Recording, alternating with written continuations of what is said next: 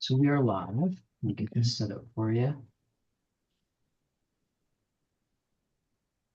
So now you should be able to see the comments. Okay, yeah, thank you. Cool. Welcome to another virtual author event with the Poison Pen Bookstore. I'm John Charles, and today the Poison Pen is delighted to have with us debut author Deidra Duncan, whose new book is Lovesick. We're also joined by author Julie Soto, who's going to be sharing some questions with Deidra and also talking a little bit about her own books. Before we begin, the Poison Pen does have copies of both Deidra's and Julie's books available for purchase. We would be happy to hold one for you or put copies in the mail. Just give us a call or go online to the Poison Pen Bookstore. Now I'd like to welcome Deidra and Julie. Yay! Hey. Hi, everyone. This is fun. I think this is my first time ever doing a Zoom event where it's live, but you don't see any of the liveness. So it's going to be a void Are they really there? on our end. You know what? Even if they're not, I like chatting with you. And the good thing is people that miss it today can watch it after the event. So Wonderful. I- See, Okay. yeah. technology, man. Yeah. Yeah. How are you feeling? So the book comes out tomorrow. Yes, tomorrow. Though I My have been goodness. told by a couple of people that it's already on shelves. So Which is the wildest thing. yeah. It's really cool when, as a reader to stumble across it and be like, I can get it now. Yeah. And so that's really awesome. But Yeah. yeah, it is funny. They can slip on shelves as early as like a week and a half before sometimes, which is just It's so wild. funny, but not at the Poison Pen. The Poison Pen wouldn't allow such nonsense. We strictly maintain to on sale dates at the point. Exactly. Thank you. Exactly. Yeah. We're talking about those other stores, those big boxy stores. But so give us a little bit about what Lovesick is about. Yeah. So Lovesick is a story about two entering OBGYN like residents who get off on the wrong foot. But they're starting together in kind of a toxic work environment. And they, are clashing in the beginning. And eventually they like, as they're forced together and they're kind of part of the same friend group, they eventually end up falling in love. Oh my goodness. What? Yeah. What? Mind blown. Yeah. Um, So you kind of already said it, but what kind of we love a trope in Yeah. romance. We need to know our tropes. We need to sell books solely on tropes. Yep. What are the tropes of Lovesick that we can So my favorite, obviously, enemies to lovers is the big. Mhm. But there's also a lot of forced proximity because they start in a class of five, and so Yeah. they're forced together all the time. And then we have it's a very like slow burn, very, very slow. And there's of course he falls first, which is one of my favorites. So Amazing. Yeah. There's like more forced proximity like down the road too. Like there's only one apartment complex. yes, that too. Whoops. Not just only one bed, only one apartment complex. There's only one Cannot place to live escape. in all the city. Yeah. What city is it in again? I'm thinking So Seattle because of Grey's Anatomy, but it's only, no. It's oh, actually set, well, okay, so I made it all up, obviously. I said yeah. Dallas, but it's Oh, actually Tulsa. nice. I How trained fun. the hospitals are based off of Tulsa. The training program is based off of the training program that I went to. It's basically the same thing. Yeah. You will find that I'm not actually all that creative, and so I just use everything that I have experienced. Hey, I've set two of my three books out in Sacramento, which I did zero research to do that for because I was raised there. So Yeah, exactly. So easy. yeah. So Dallas/Tulsa. That's Yeah. wonderful. Yeah. So like I was emailed this as Grace's Anatomy Yes. was one of the titles, and then I Yes. just recently saw you posted like your memory of like the announcement of the Yes. book deal, and it was made me think of you. And I Yeah. said, look at all of these title changes. So Walk many. us through beginning to end. Okay. So here's what happened. One is Yep. I'm really bad at titles, like really bad. Um, Everyone is though. Yeah. yeah, it's terrible, right? So I queried it as I think it was the love-hate line or something. It was really stupid. It was a really Right. stupid title. And then it got to my agent and we did our stuff. And then she was like, I really like because they do the text, like, found this, made me think of you. Oh So yeah. she really liked the made me think of you. And so that's what we sold it as, was made me think of you. And then the sales team said they wanted something that was a little bit more of a nod to the medical aspect. And so then it changed to something that I don't even remember. And no one liked that. So then Yeah. I'm really surprised that no one liked Grace's Anatomy. Like that seems like it would be perfect. And It's so they were pithy. like, oh Yeah. yeah, Grace's Anatomy, obviously. And I was like, okay, so we're definitely going with Grace's Anatomy. Well, then we sold film rights. And the film Mm, rights, Sony did not want it to be Grey's Anatomy because their whole thing was that they wanted it to be different than Grey's Anatomy. It was a whole new thing. how And so funny. if it was Grey's Anatomy, then it would Yeah. be better.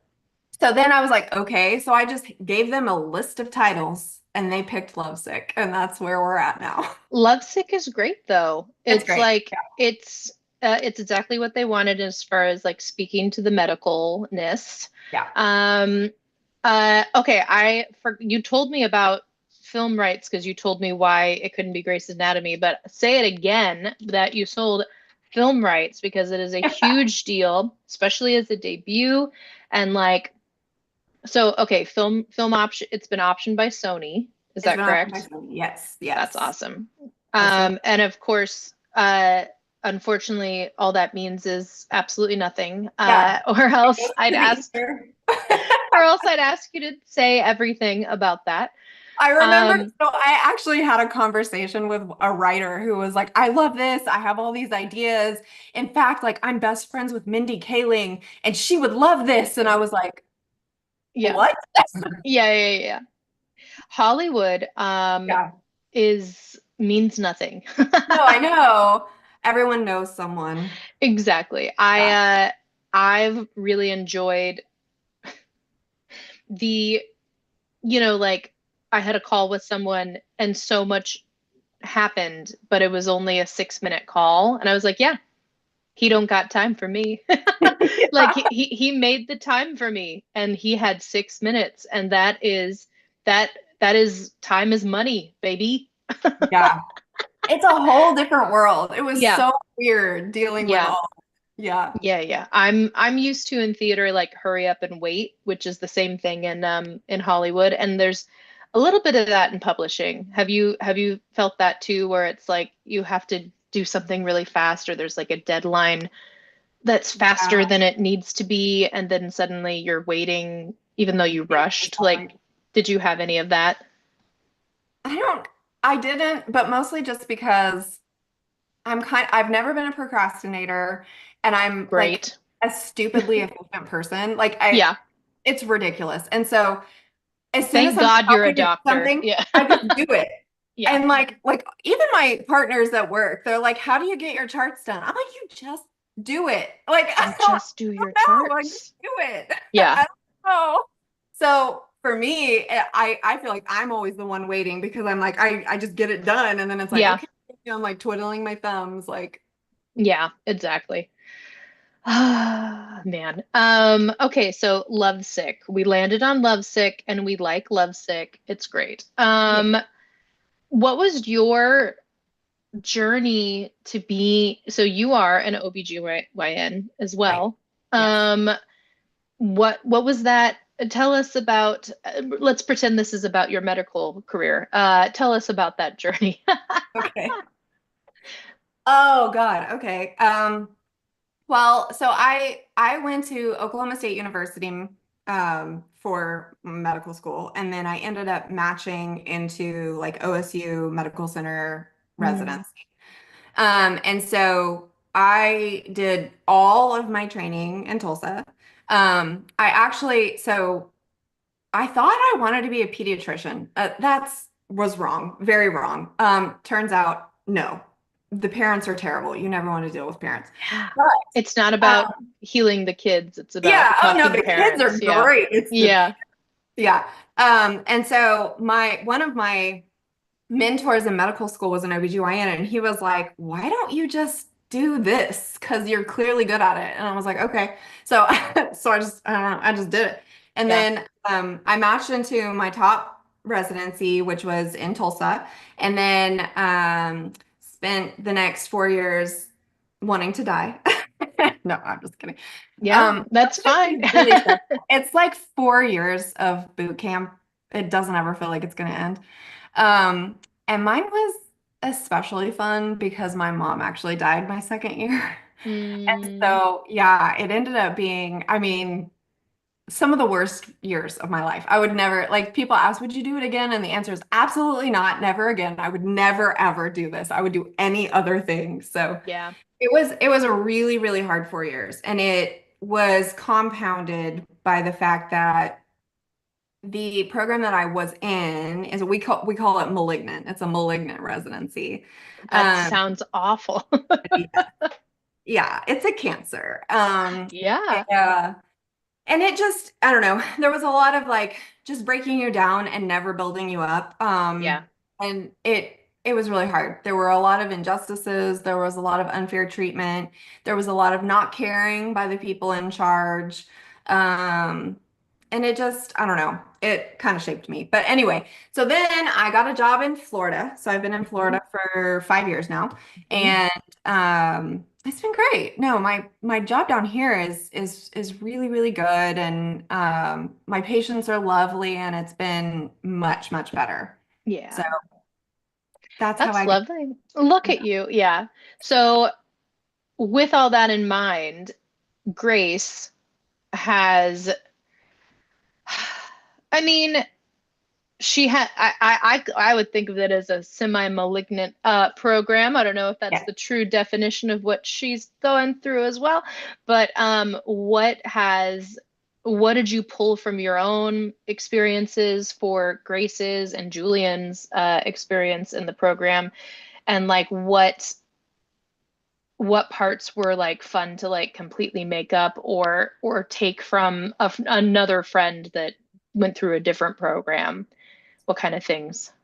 So pretty much the entire book is not fiction, Yeah. except for the love story. I made that part up, Yeah. unfortunately. Yeah. Yeah, So right. um, it didn't all happen to me. It happened to, several different residents at different times, and maybe not all OBGYN residents. Like the rumors about Grace that gets spread and stuff, like, yeah, I mean they're fictionalized, but it had truth to it, Yeah. unfortunately.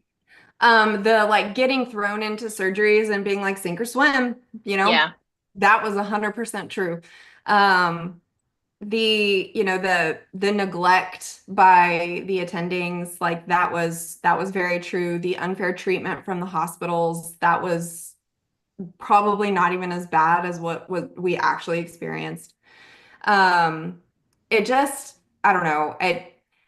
Part of the reason why I wrote the book was because I needed some sort of rage therapy to deal with all the PTSD from it. Um, Yeah. I mean, it was a really hard time. And I remember like I I went through a phase where I was like, I just need happy stuff. And I read The Unhoneymooners, Christina Hmm. Lauren, Yeah.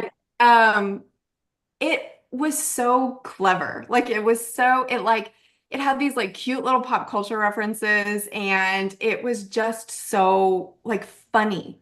Yeah. And I remember thinking like I could write a book, Yeah. our like residency, Yeah. and it with this tone, and I feel like people would like it. People would Yeah. resonate with it. And it turns out that yes, Hmm. people do like they like the funny, but they like seeing what people are actually going through and what it was really like. Um, yeah, so Yeah.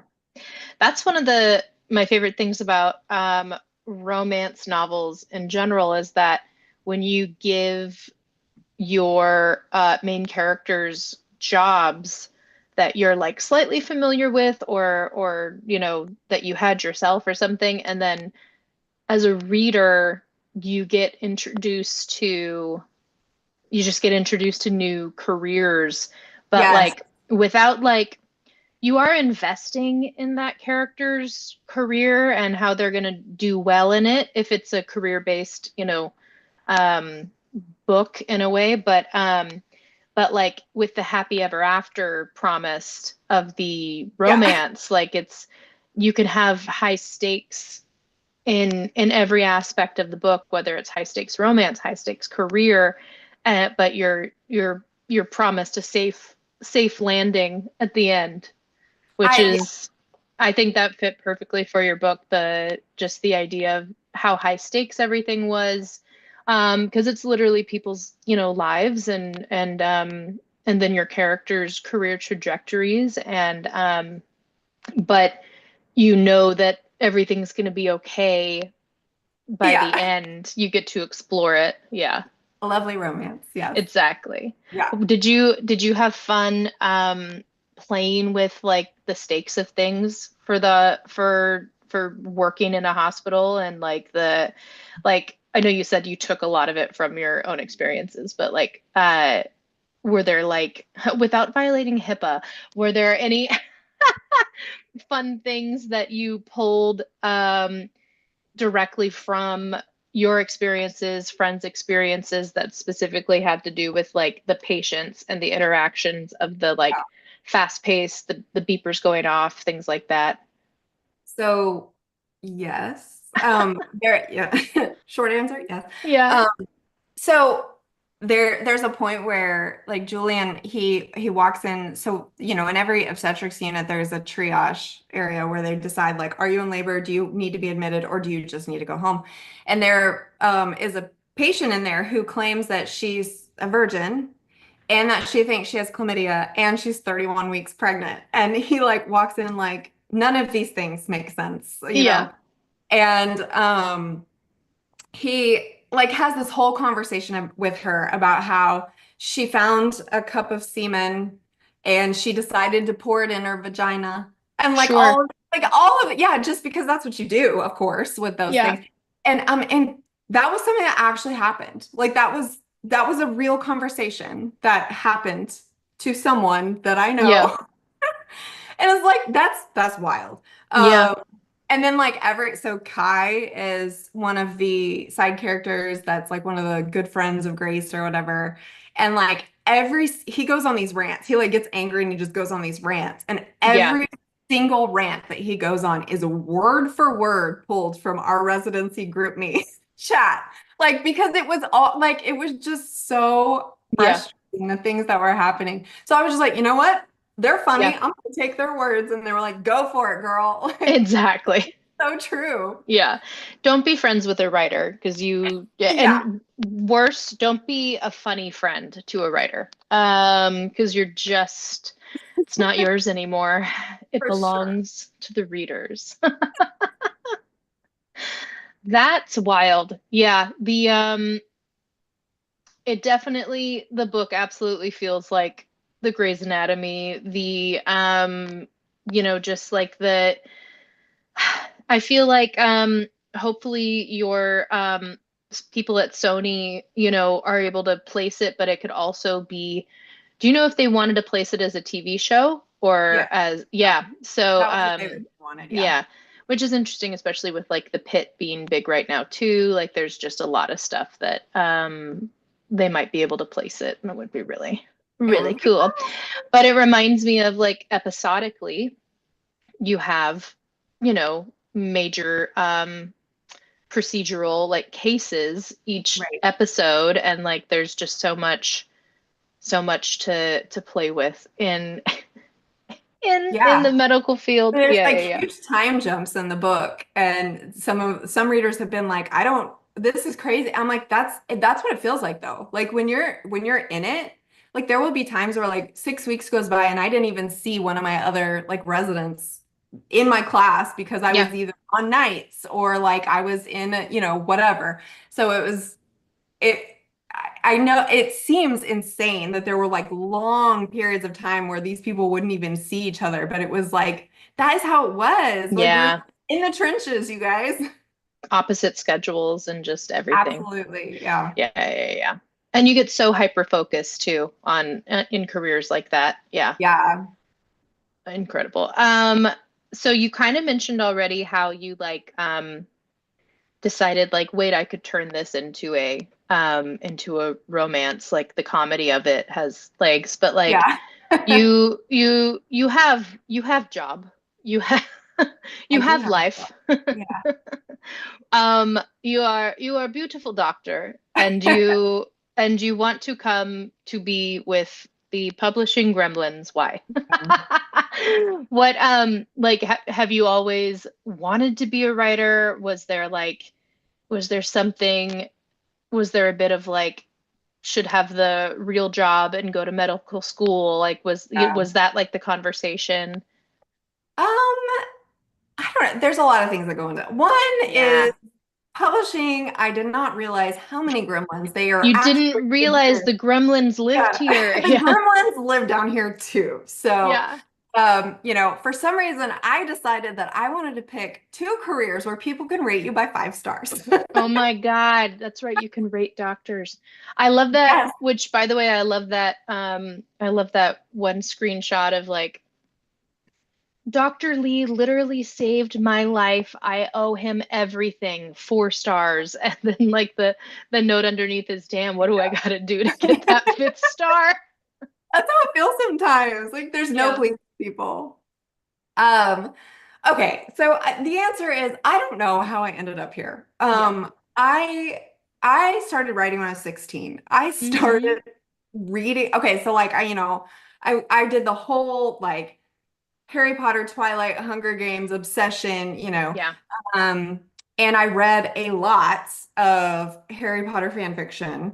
Um, Mm-hmm. yes, and then I went through this whole like historical romances or whatever. Anyway, I just started writing because I was like, I have these stories in my head. I couldn't explain it. Like I'd lay down at night and these stories would play in my head and I would start like writing them down and like um I don't know.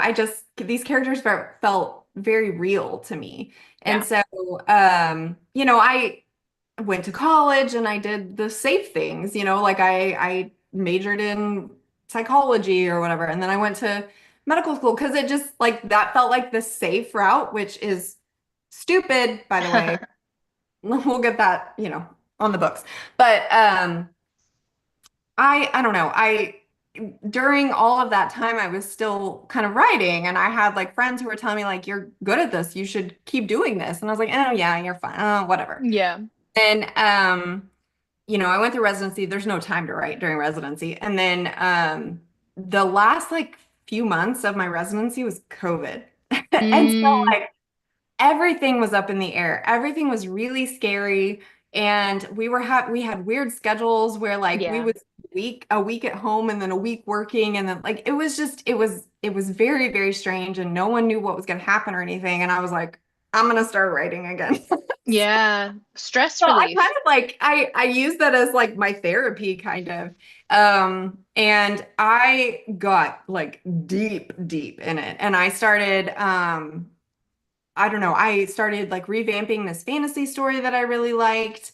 And then I got even deeper into Harry Potter fan fiction, which is how I found you.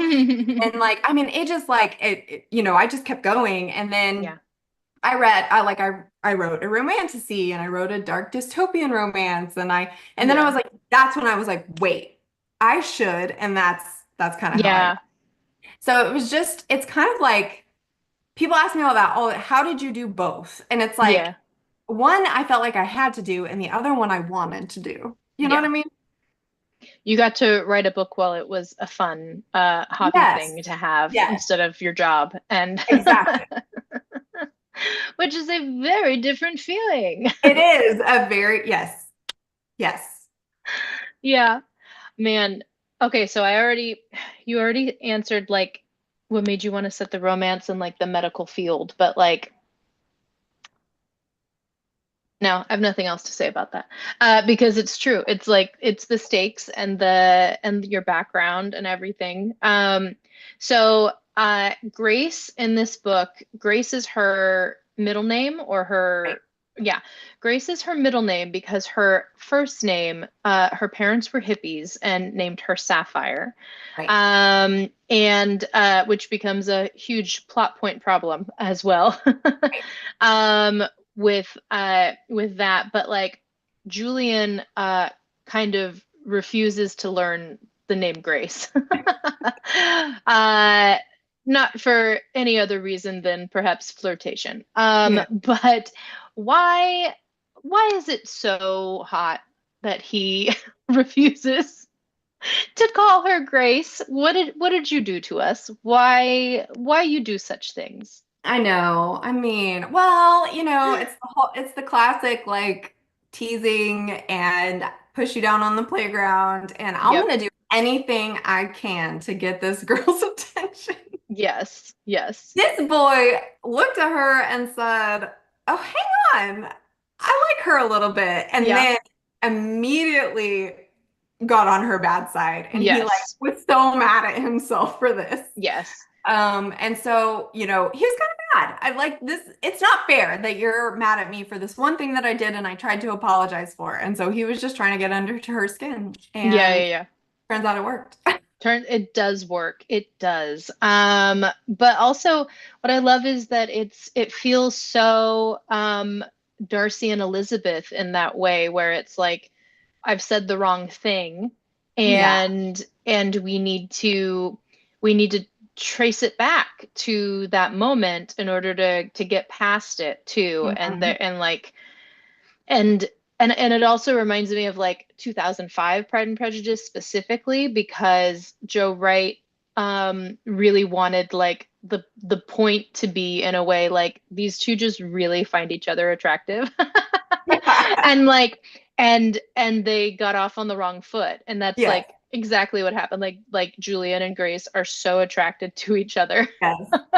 and like can't swivel back around to the moment where it all went wrong. It's all about Um, pride it's all about pride and prejudice. and prejudice. And prejudice, precisely. But I love that. I love nicknames. I love uh miscommunication up front and everything like that. I also like picking. You like just Yes. he just picks at her and Yes. she get I love Yeah. that. I don't know why. I love getting Probably under not the healthy, skin. but Yes. It's wonderful. What are you talking about? it works well. It works great.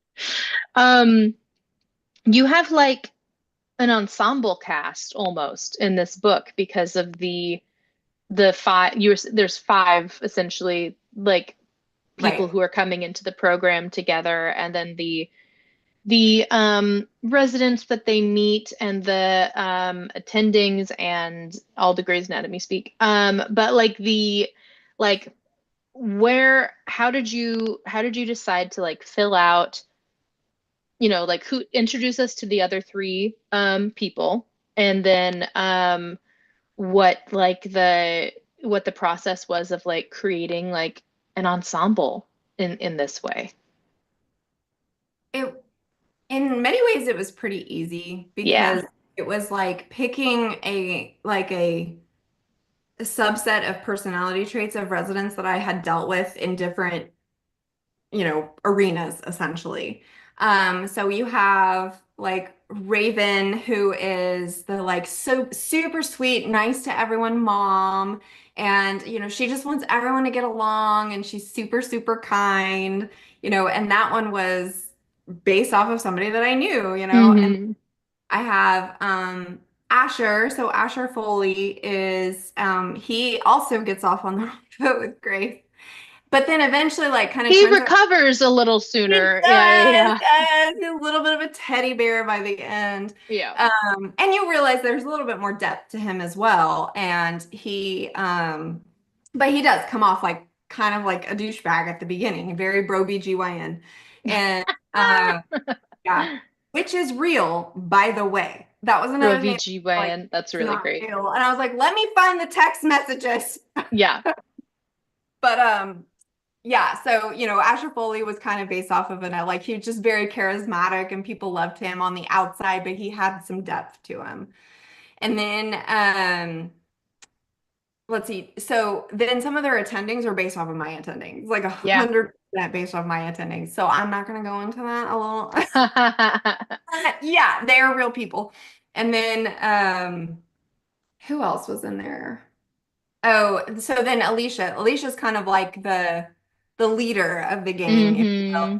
And she is kind of a conglomerate. Like she just has traits of like all of these people that I felt like served as leaders in different capacities. Yeah. Either they were a chief resident or they were somebody that I had to be an intern under, or they were an attending that had like some certain thing. So it was like this friendly thing, but also a little standoffish, but also like you want to be her best friend in some way. I don't know. Like that Yeah. was, and then Kai is 100% me. So Kai is just, he like is fine until he's not, and then he's just ranting about everything. So Yeah.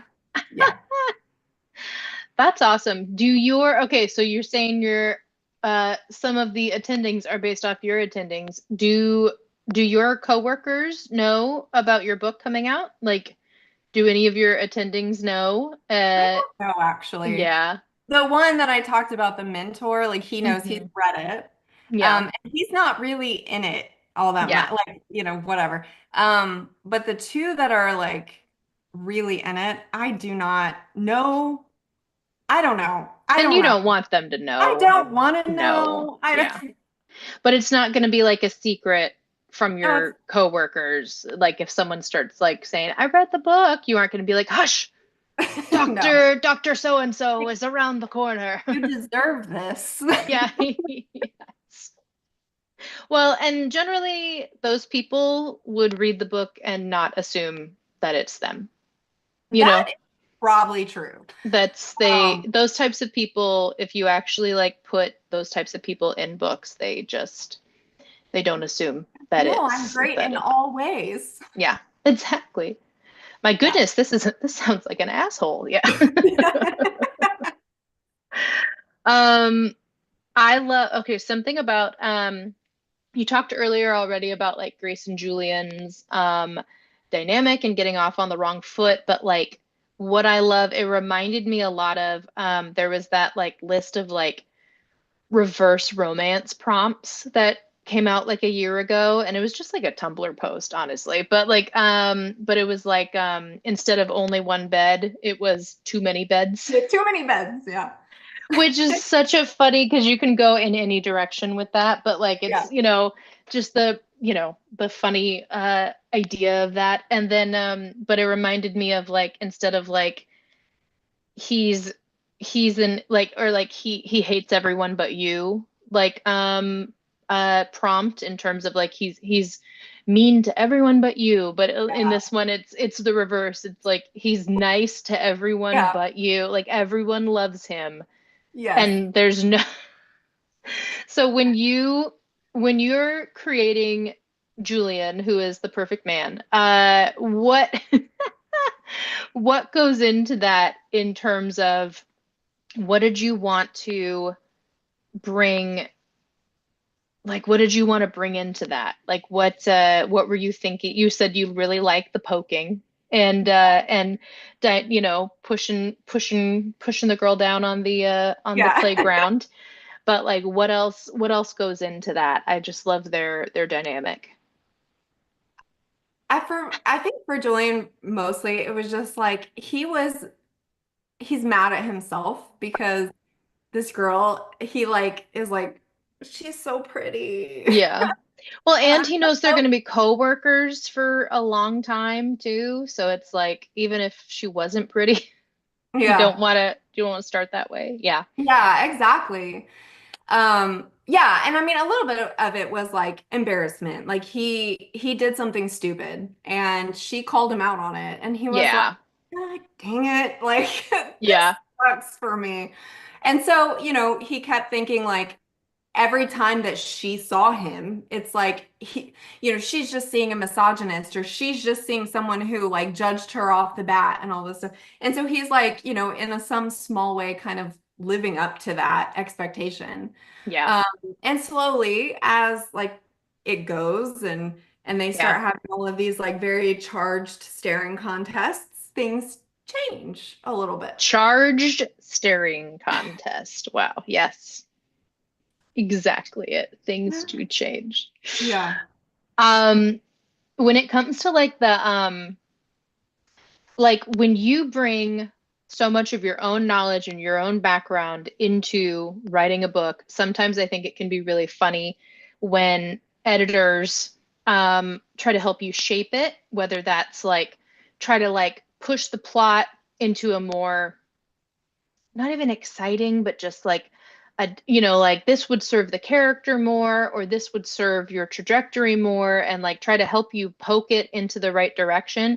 And then there's also when copy editors come in who are like supposed to be in charge of like consistency and like looking things up and getting everything detail oriented in the book. So like when you come in very much in the world and the professional that probably should be copy editing someone else's book about obstetrics. What what was that process like with you and your editor, and then like you and the copy editor, like which by the way we never meet our copy editors. It's very Yeah. sad. Sometimes I want to like send them flowers or something, Yeah. like thanks for your hard Who work, are but you, like mystery ghost? yeah, and I'm like, I think we're not supposed to know. It's a very weird, Yeah. like, they're not mean, but Theory that like, they live in like a black room in the publishing house. yeah. No one is allowed to see them. Well, and usually they're not direct employees of the publishing house. Usually they're like contractors. So that's probably also why they want to like they're not anonymous, like I have their last name, but like, I could find her if I wanted to. Yeah. But like, that's just kind of the thing is like I'm always intrigued. Anyways, back to you. I'm intrigued by you and your um experience. Were there any things that they tried to push back on and you're like, that's not how things are done? Or Couple were things. there concessions you Yeah. had to make where you're like, I have to tweak this to be not so close to reality in order to serve a plot? Yeah. There were a couple things. There were some like the glossary at the beginning. I The had to, glossary was so funny to yeah. me because I'm like, I know all of this. I watch Yeah. Grey's Anatomy. Yeah. I am so smart. I'm so I smart already. yeah. I'm Dr. There were WebMD. because my everyone who read it was like, I don't know what an attending is. I don't know what an intern is. I don't know what the difference Wow. between an intern and a resident is. And I was like, this is blowing my mind that you guys Yeah. don't know these things. But then there was also little things like they didn't know what a CPAP was. And I was like, have you never met an old person? Like, I don't understand. Have you never met my father? Yeah, Yeah, it's like I was like, I don't get I it. thought everyone's met my father. So there were little things like that. The big one, though, was there was a medical case in the middle of the book where it kind of hits Julian like, this is serious. Like, the things that we do can be very, very serious. And something happens and he's very upset and he goes to her for comfort. Yeah. And all of the circumstances surrounding that patient case had to be changed. Oh man. For many, many reasons. Because it originally came off as if, the mother was neglecting like all of it, Mm, like we made it a little bit more pretty, yeah. essentially. So it was less real world. Like if this was literary fiction, sure, we will leave it in it. But Wow. we needed it to be a little bit prettier for romance. So that was the big one and then once I changed it, I had to like pretend that I was like, this makes sense. So then, Yeah. then the editor was like, "Can we just get a little bit more right here as to why this didn't happen and stuff like that?" So that was kind of the big thing in terms of like the medical aspects, other than then I just don't understand what this word means, sort of thing. Yeah. Man, that's why Yeah. I love, yeah, I could see people needing the glossary. The glossary was nice because it is a beginning, like, it's is it in the front still? I It like is, my yes. PDF was in the front. Yeah, yeah, yeah. Still in So the like front. that's really great. I remember I was reading Akatar and the pronunciations were at the end and I was like, it's Feyre? I was like, but but I It's did not an really, audiobook Reese. this. It's Reese, right? Reese I Sand think or it's Reese Resand. Sand. Yeah. Yeah. And so In my yeah, head, like I exactly. just say it how I want to say it in my Yeah, head. His name is exactly. Reese. Exactly. It's whatever, hey, if he loves me, he'll say whatever you want to call me, baby, Exactly. so Yes. But yeah, the glossary, I was like, this is stupid, so I'm gonna make it funny. yeah, exactly. So are you someone who like can you watch medical dramas on TV or is it obnoxious? Like my dad can't watch The Office because it's too close to home. Like Oh, that's and I'm just like, good. but dad, like there's so much going and he says I can't. It gives me high blood pressure. I So love like that. The yeah, Office, I know of all the things I'm but just it's like that's so such a good. generic office show. It's he doesn't even sell paper, like but he's like, I just know too. I've worked with so many Michael Scotts and so many Dwights and so many Stanleys that like he's like, I can't do it. Um, but for you, like, can you watch ER, Grey's Anatomy? Like, can you watch? And also, like, is private practice closer to like what you? No, oh, no. I was just thinking It might be the OBGYN. worst one, The honestly. worst one? Um, That's wild. so the answer is that I watched most of these shows before I actually like really went through the training and became a Yeah. doctor. I stopped watching Grey's Anatomy a minute ago. I don't remember how long ago it was. When they killed Yeah. off the people. That's when I When stopped they watching. killed off all the favorite people. Yeah. Yeah. And I They did killed watch. off a whole lot of them in one episode. And I said, Oh, they're like, wow. bye. I was like, Yeah, this, bye. I'm done. I Um, know. so like I I didn't know any better back then. Yeah. Um, and I have tried to watch it since then, and I think I made it maybe like a couple of seasons before. I was like, this is so stupid. Like, how are they the doctor and the radiologist and the transport tech and the like it's like they're just all of the things. Yeah. That part got annoying. Yeah. Um, but I watched Grey's Anatomy, I watched Private Practice, I watched House, I watched Scrubs, I watched all House of is so them. good. Yeah. Yeah. Yeah. And they're good for what they are. Yeah. Um, but recently I watched The Pit. The Pit. Now, I The have Pit not is watched it real. yet. Is The Pit like the Yes, closest thing to it anything? is so good.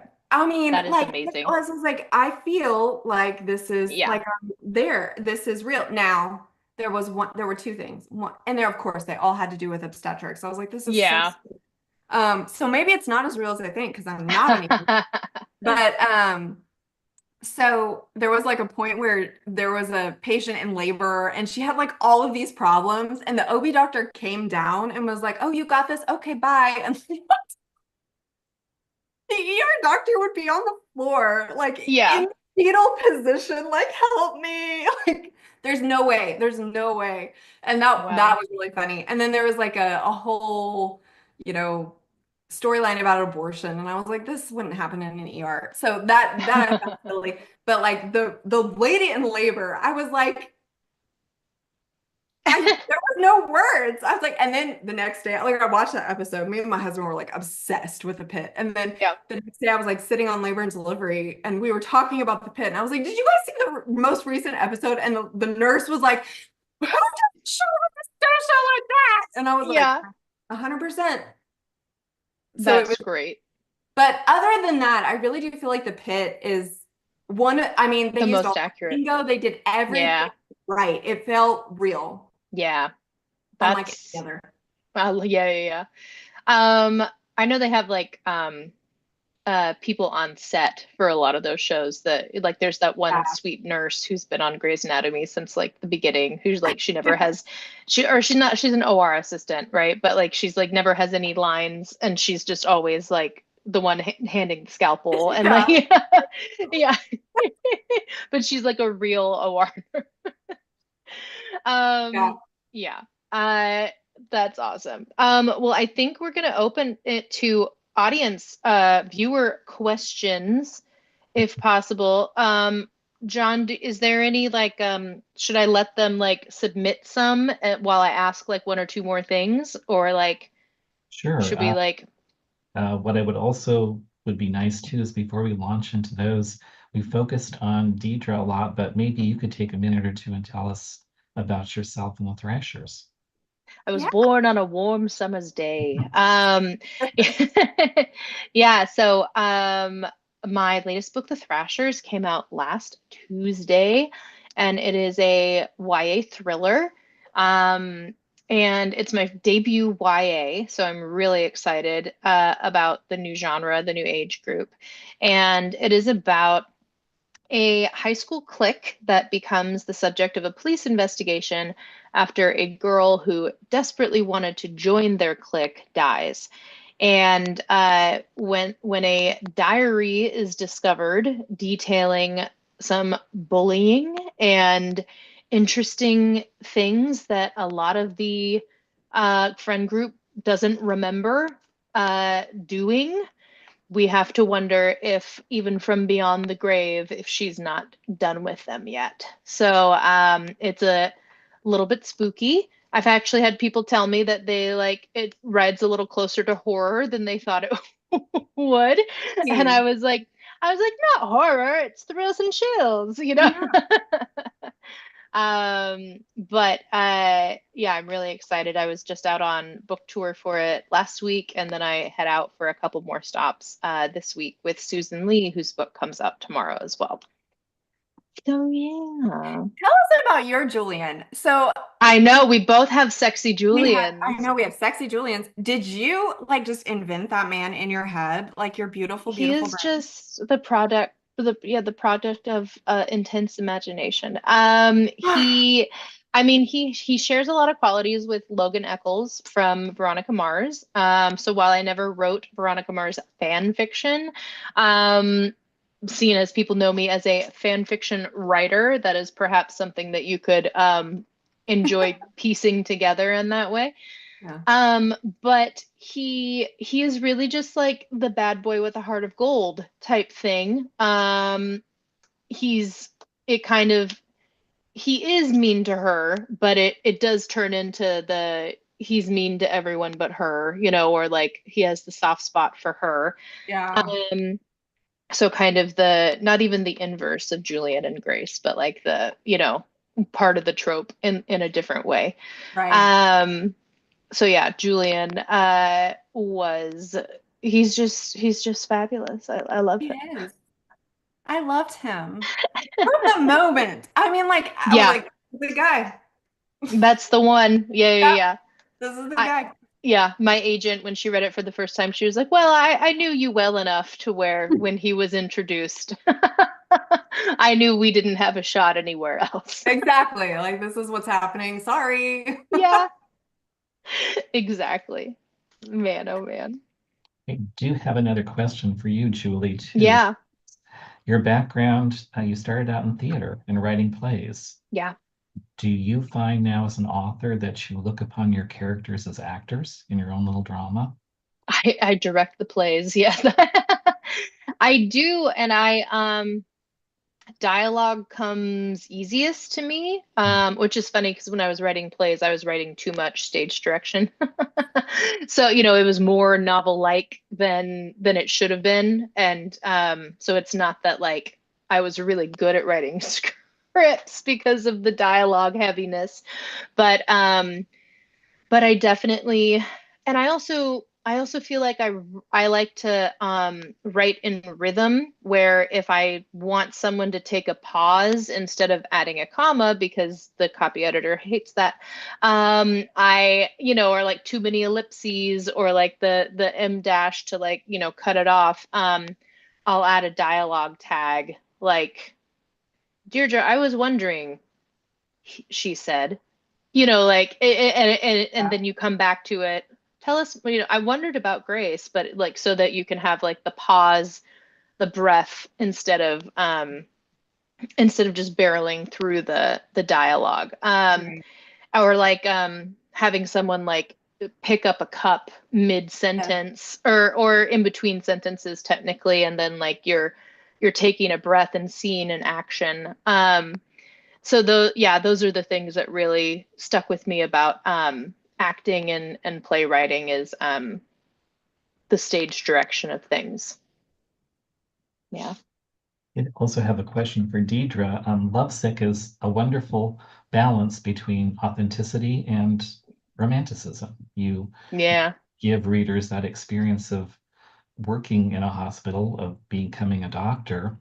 Um, and it's done while also developing your characters and their own emotional arc. But what I love is learning little details, things like I had no idea there was this rivalry between MDs and DOs. DO, yeah. I was gonna ask something about that too, John. I completely forgot. I want to know everything about the DOs.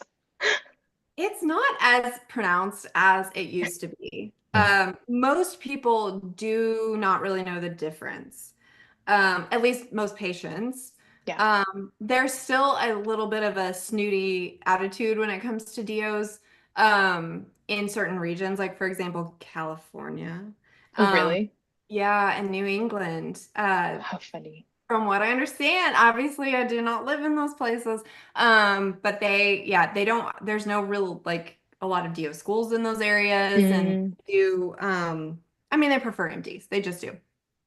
It's a, I mean the training is the same. But there is additional training for DOs that we have to do that has to do with like manipulative medicine, which is the thought that like the body is a whole and treating all of the parts helps with the whole essentially. mm, Um, I it doesn't come up a lot. There have been a couple of times where like I will say that I'm gonna refer a patient somewhere and they'll be like, just make sure it's not an osteopath. And I'm like, I'm an osteopath. Like, why if you don't want to see an osteopath? I don't understand. yeah. But I mean, for the most part, where I live, it's not a huge deal. It is a bigger deal in some areas. And there was like a kind of a big like thing within the last few years. Like there was a comedian who like did a whole bit Oh, yeah. about how DOs are like the RC cola of or something. I don't remember. It was like MDs are the Coke and DOs are the RC cola or something like we're off-brand doctors or something. Yeah. I was like, oh, that feels icky on the inside. Yeah. But for the most part, I mean, I don't experience it a lot. I only experience it a little bit. But it does definitely exist, unfortunately. Wow. With the publication of Lovesick, Deidre, you now have a book to your credit. What have you discovered about the business of publishing that surprised you the most? Maybe the wait times. Hmm. I don't really know. I mean, it's a lot of, I mean, there's not enough people to do a lot of amount of work. And so there's a lot of waiting for things. That's nobody's fault. It just kind of is the nature of the business. Um, I think, I don't know, I really think that's probably the thing that surprised me the most of all of it. But I've been pleasantly surprised by like the number of people, like just it's such a positive environment to be in. Like all of the all of the debut writers that I've been meeting recently Yeah. and Julie and like it just I don't know, just like all of this like positivity that feels it feels really good. Yeah. It's definitely not something you get in residency. They just Right. punch you down into the ground. Yeah. This next question is actually for both of you. You've both written in the romance genre. Why? What about this genre appealed to you as a writer and made you want to write romances? Do you want to go first? I I'm here for the smut, John. Okay, I that's legitimate. You're like, romance is such a heavy part of fan fiction, which is where I got my roots. So it's kind of like it's about like I really want these two characters to kiss. yeah. And the writer was a coward. And so there's just a lot of, you build whole plot lines and whole universes around like, let me see how I can get these two characters to kiss. Yeah. These characters who should never kiss. Let's see if I Yeah. can get a kiss. I Yeah. wonder, I saw a spark. Yeah. It definitely exists. Yeah, I'm not the only one. There's an entire AO3 tag. Yeah, for sure. It is rough when you are the only one, though, when you go to AO3 and you're like, oh man. Um, but yeah, is that similar for you? Like because you came from like you had like such love for fan fiction Oh my beforehand God. too. There's nothing better, first of all. Yeah, right. But it's, yeah, I mean, for me too, it's the longing and like Yeah. that just like this internal yearning that they like both feel and neither one of them kind of like know that it's happening on either's. Like that Yeah. is, love that. I love that so much. And yeah, I've tried to branch out into other genres and turns out that they're not as good. Well, you were talking about your dystopian and your romantasy, so you Yeah, but might they're have all things. romance. Well, yeah, as they should be. Yeah, obviously. The only genre That that should be the matters. subplot. Yeah, exactly. I can't imagine writing anything that didn't feature romance. Exactly. Yeah, it has to. Yeah. Yeah, my romantasy, I mean, but it's again, it's heavily romance. There's a lot of longing, there's a lot of angst. And Yeah. then like the dystopian, it's the same thing. It's dark, but it's, sh he's a spy and she's the contact and they're like, it's there's this, Stop it. You're yeah, teasing me with this now because I want girl. it. Our It's good. next question, you can both say as much or as little as you'd like, because I know authors are protective about their work, but what's coming next from you as an author? And we'll start with you, Julie, because you have something in the works this summer. Yes, I have my first in a romantasy trilogy. Rose in Chains is coming out in July. And yeah, I'm really excited. It is a dark fantasy, so check trigger warnings, but it's I don't know, it's very funny to have two books out within 8 weeks of each other, and the contracts definitely needed amendments because they usually don't allow that contractually.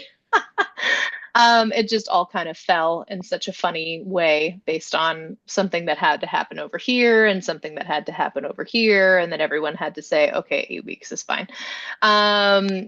But yeah, so that's my next project out in July, and then there's two more books in that series, and I should have another young adult thriller coming soon. Um, and then I also have two more adult rom-coms that will happen sometime. I finished Rose and Chains and like turned in the final edits and was like, so what do you want me to work on next? And they were like, Rose and Chains 2. And I was like, but of course, like I know there has to be more, but like do we want to pivot to a rom-com? And they said, absolutely not.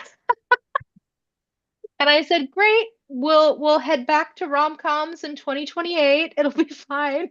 No. I mean, personally, I'm very happy by that. I need Yeah. Rose and Chains too. I'm sorry. Exactly. I just need Exactly. it. Yeah, yeah, yeah. I want to hear what Deidra is doing next, but I also need to say that one of Deirdre and my first interactions was at Love Y'all in Atlanta, where I hid arcs of Rose and Chains and the Thrashers in the hotel and dropped like clues about where they were. I put Rose and Chains in a box in the like a decorative box in the lobby, and I told everyone like it's in the lobby. You got to look around, and like there were like 20 to 30 people like searching the lobby, and I look over, I'm staring at the box, and there's Deirdre and this gal who's a little shorter than her, and the gal points at the box and is like, "I'm wondering about that." And I can see the miming of Deirdre being like, "I'm tall, I can help you," and like, and you reach up, you pull it out, and you're so excited until you realize that like, I I guess this is yours. It was, it was so wildly funny.